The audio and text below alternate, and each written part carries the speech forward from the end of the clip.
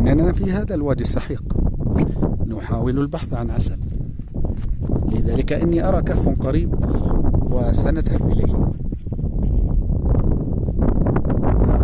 لقد وصلنا إلى الجبل وإلى الكهف، ولكن كيف سنتمكن من الصعود إلى هناك؟ سنحاول أن نبحث عن طريق مختصرة.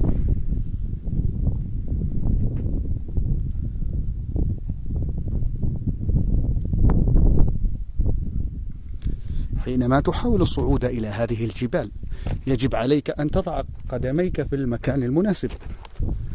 نعم،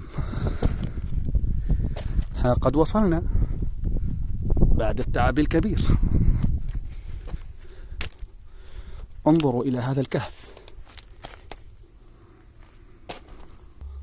أوه يا إلهي، لقد تم الوصول إلى الكهف. انظروا،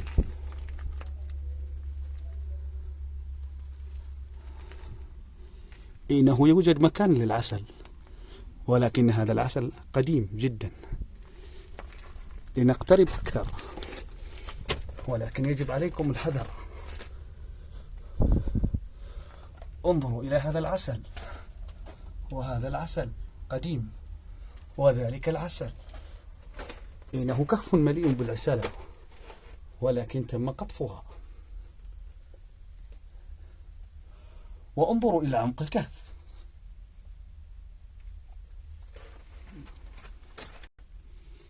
إننا نرى براز شيء ما، وهو حديث، لذلك يجب عليك الحذر.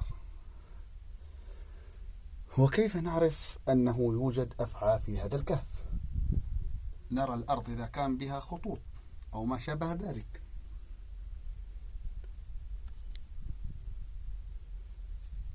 لقد انتهينا من تصوير الكهف ولم نجد الشيء الكثير.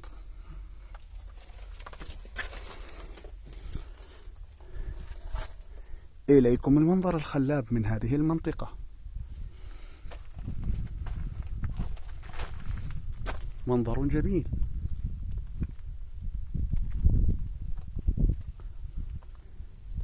وها هنا يوجد كهف آخر، ولكن صغير جدا. هل تتوقعون أننا سنجد شيئا ما؟ إنه أماكن للثعالب أو الذئاب.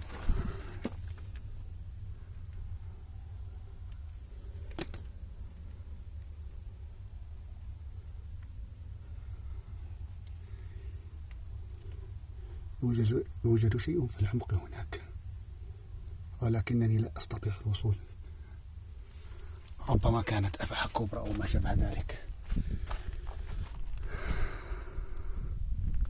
ها قد انتهينا من التصوير، ونرجو الاشتراك والضغط على سبسكرايب وعمل لايك لتصوير الجديد.